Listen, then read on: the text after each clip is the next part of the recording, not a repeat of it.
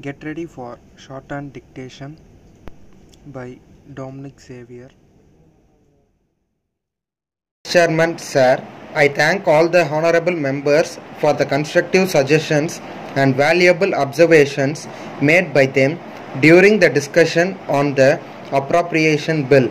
The Minister for Finance, while replying to the general discussion on the budget, covered all the points regarding black money, price rise, etc. So, I do not think that it is necessary now for me to deal with them. Once again, I do not want to waste the time of the House on those points, as many as 10 members have spoken on various points. Even though I will not be able to reply to all the issues raised by them, I shall try to satisfy the honorable members as far as possible. At the outset, one honorable member spoke about non-performance of public sector undertakings. I share the concern of the honorable members about the performance of public sector undertakings. I would like to say that the government also are not fully satisfied, and that is why it has been included as the last item in the 20-point program. I would like to point out that the last point deals with the improvement of the efficiency of public sector enterprises. I agree that there is a lot of scope for improvement. The finance minister, while replying to the general discussion on the budget, gave the details in this regard and expressed his dissatisfaction. As a matter of fact, he said that there should be improvement by toning up the administration. That should be done in case of both the public sector undertakings and the banking sector. Then honorable members expressed their concern about the deficiency in administration. I am aware that honorable members raise various issues here. In all seriousness, members on that side and on this side expressed concern, but some of them are not present here now. One honorable member spoke about the weaknesses in the banking sector, and in this connection he dealt with corruption.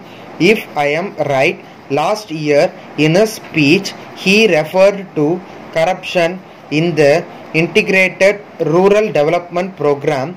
He pointed out that in the matter of purchase of pump sets, the price quoted by the bank people was higher than the price quoted in the market.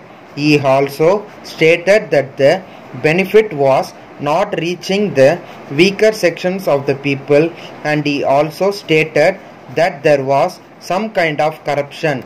In all seriousness, he has stated that there is corruption, that there is some deficiency in the administration, and that the government should take necessary action. No doubt it is a very good intention.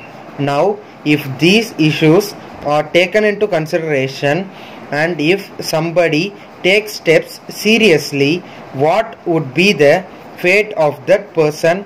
I am bringing this to the notice of the House. Honorable members may remember what had happened in this house the other day. In the present circumstances, if we want to remove corruption, honorable members should realize what the reaction would be from the point of view of the people. It is stated that there is an element of corruption, but what can the minister do when it is said that the benefit is not reaching the weaker sections? The people concerned are not identified correctly.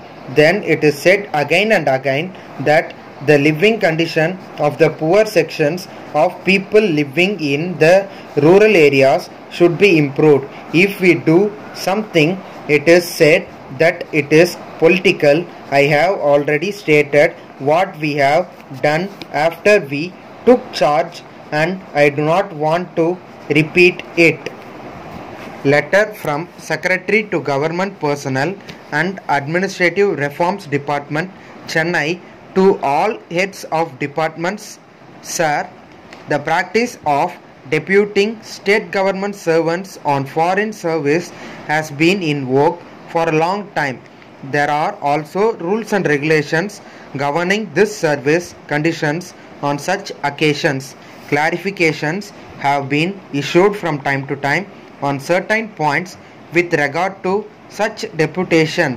Whereas the practice of giving one stage promotion to government servants on such occasions, it had been ordered some time ago that the existing orders of giving one stage promotion under the foreign body when government servants were deputed to foreign service were cancelled.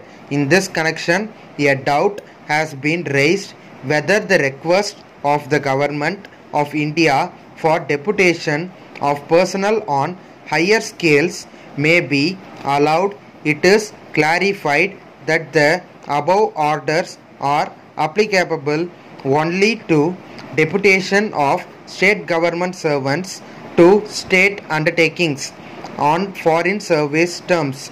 It may be pointed out that deputation of state government servants to the Government of India on higher scales is ordered only after obtaining the willingness of the government servants concerned and the seniors who are not willing for such deputation will have to grievance. So far it is clarified that the government servants may be deputed to Government of India giving one stage promotion. This may be followed in the case of deputation of state government servants to Government of India. Yours faithfully.